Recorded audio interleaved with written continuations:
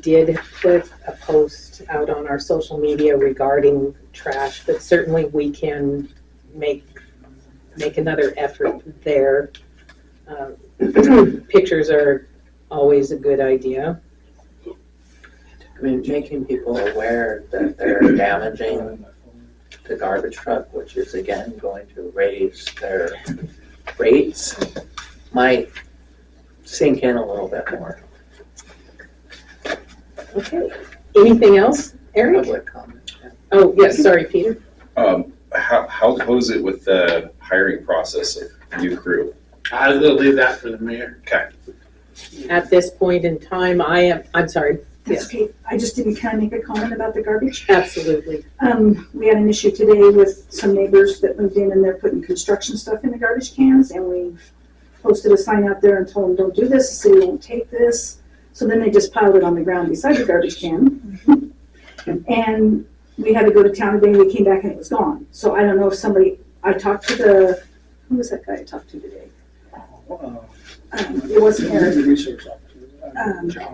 Compliance officer, John yes. Stenzel, our Yes. compliance officer. And he said he would try to figure it out and get a hold of the property owner, because he says ultimately it comes down to them. But I think posting some stuff on Facebook and stuff, I think is a great idea again, because some of these people just don't get it. Right. And I will say this, I think that there are a lot of residents and other people who are in our town who just are not familiar with the ordinances. So some of this really is an education part of this and follow-ups. But thank you, appreciate your observations. And Well, the garbage can's on our property, and it makes us look kind of not the cleanest people in the world. And that's not true. So I don't want it there. understand completely. So at this point, I will say that we have hired two public works employees. Jake Wattenbarger will begin with us on March 16th, and Chris Ahern will begin with us on March 18th. Both of them live near Townsend anyway. Chris was educated in our school system, and Jake moved to Montana. He and his family moved to Montana from Oregon, where he worked for the cities of Tigard and Gresham in water. So we're excited about that. And Eric is sleeping a little better, not longer, but a little better right now, as am I. In lieu of the traditional hazing, can we buy them a dozen donuts to celebrate? You don't need to buy them, I'll donate them. Yes, it was, I will also say we had a good pool of candidates, and am pleased with the two gentlemen who accepted our offers. Mayor, may I add Yes. one more thing? Yes. With that being said as well, Timmy Rouser bailed me out, and I just wanted to give a shout out on the record to him for helping me take the water and sewer samples yesterday and today. So, yeah. Thank you. Okay, Carrie, do you have anything for us? Okay, how about our fire department? I guess just our new recruit class is going great. Everybody's still sticking with it, so if projected right, we'll have 3 for the city. So that's going good. We did find in last night's training that one of our new/used SCBA packs has malfunctioned, so I had to take it out of service.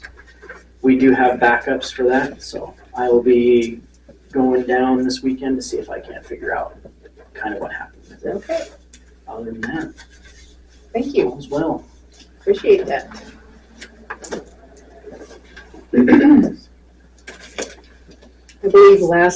I believe it was the last meeting, or perhaps the meeting before, I mentioned to council that I was going to contact Jim Schauber, who is our building inspector, to see where we were with building inspections. He and I did have a good visit, and we're in the process of modifying the notification process to him and having so how it how he will be notified that there are building permits out there, and then a secondary follow-up so that we can keep better track ourselves of when we think reports should come in. It will be easier for us to contact him. What about this report? What about that report? So that was good.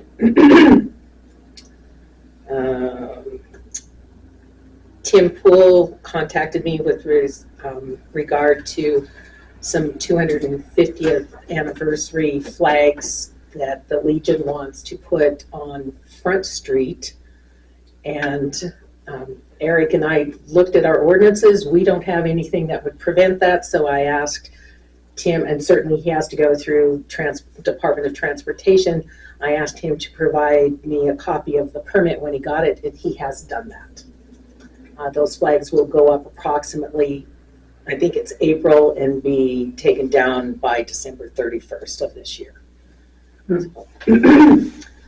That was that. I received a request from the Lions Club for the use of Heritage Park for purposes of an Easter egg hunt, and here's where we are with that. I received that yesterday.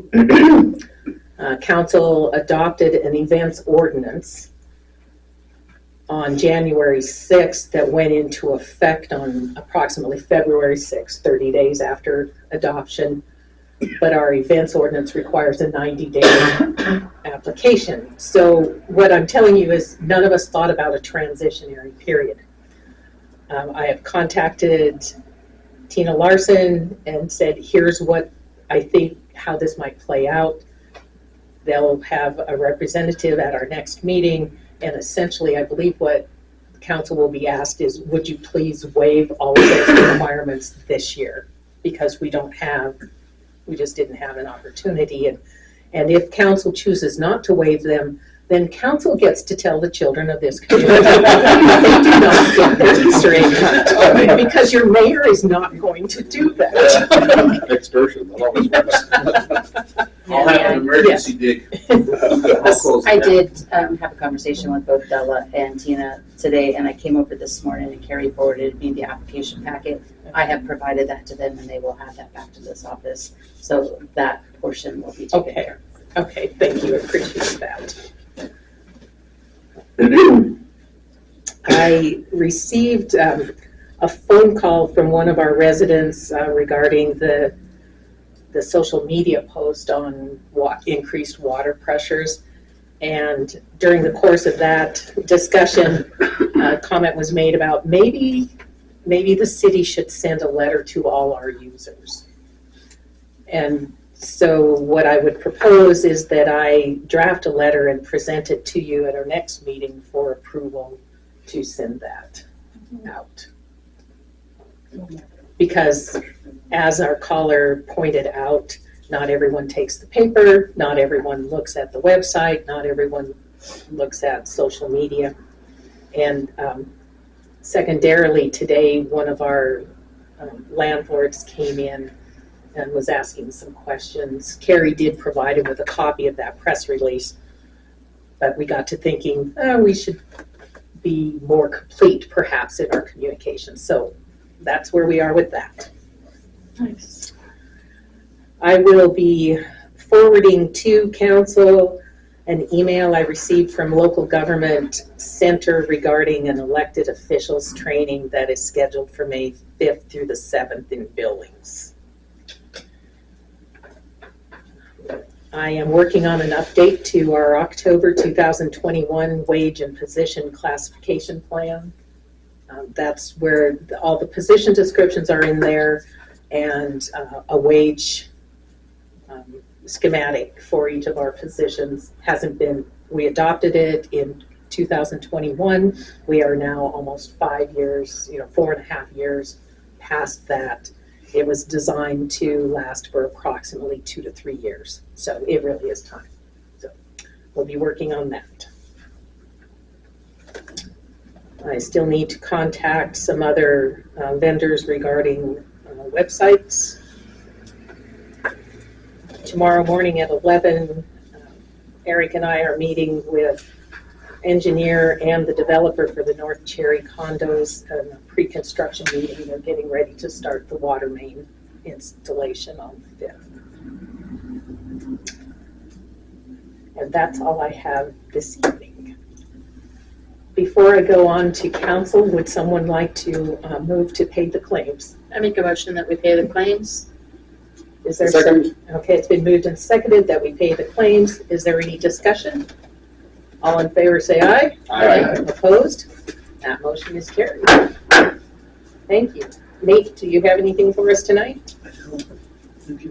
Angie? No, ma'am. JB? I've got 3 quick issues. I've had a couple of people asking what's going on at the North Cherry site. It might be worth the city putting out a post announcing or reminding us of what's going on. Okay. Yes. If we keep people informed. Well, I mean, somebody else's properties. Yeah, somebody's doing the project. I mean, if you're putting a bathroom in your house, I don't need one. I think that it's a notification perhaps that there's going to be a water main installed on 5th Street might be a good idea. I appreciate that. My second question, Mayor, I noticed in the claims that there was a payment for the housing inventory project. Can you tell us what the status is? Yes, I can. Carrie, Jenny, and I met with Jeremy Fadness last week to go over some of the results of the surveys that were taken and to clarify some points, and he will be drafting the report of that inventory. We are going to request an extension on the grant submission deadline so that we give ourselves enough time to get that report to you, give you an opportunity to read it, and any members of the public who want to read it, and then incorporate it probably by resolution. I think that might be the way into the growth plan, because that's part of the grant too. So it is moving along. Excellent. And then finally, just a quick note about that Title II delay. The mayor had asked us to consider issues about social media policies and compliance with the Federal Hatch Act as part of the administrative ordinances, which is part of the city's Title II. The social media policies we probably could have snuck in, but the Hatch Act summary was 21 pages. So I've asked her to include on the next meeting, the March 17th meeting, some time that we can have a discussion as a council as to what we want to do to write those policies and how it's going to affect not only us, but the employees of the city. That way we all know what's going on instead of just kind of shooting in the dark as to what we think everybody wants. Simply put, keeping in mind there's 21 pages, simply put, the Hatch Act prohibits, it's directed primarily at federal employees and state and local employees who are paid with federal funds. It prevents them from engaging in political, or prohibits them from engaging in political activity while they're on the job. Especially partisan political activity. Yes, yes. My personal experience with the Hatch Act